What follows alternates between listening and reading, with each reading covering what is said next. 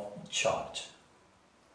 That means here we have to define 1 coulomb of charge using the Coulomb's law.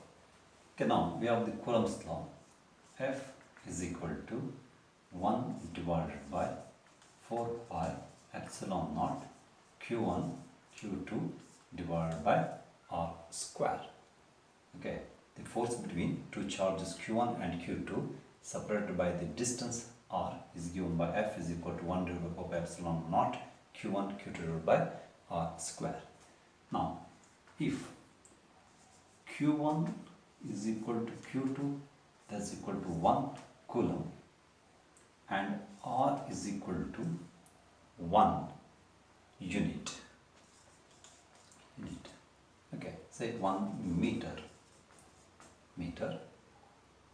Then F is equal to, right, 1 divided by 4 pi epsilon naught, right, Q1 is 1, Q2 is 1 divided by 1 square, R is equal to 1, therefore 1 square, that's also equal to 1, that's equal to 1 divided by 4 pi epsilon naught, which is equal to 9 into 10 raised to 9, since it's a force Newton. Therefore, using this concept, you can define what is 1 coulomb. Coulomb is the unit of the charge. Now, 1 coulomb is that charge. Say for example, I want to define 1 coulomb with respect to Q1.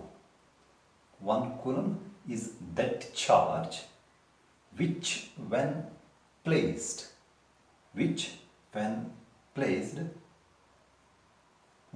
meter from the same charge, from the same identical charge in vacuum, because here we have considered epsilon naught in vacuum, then it must repel with the force 9 into 10 raised to 9 Newton.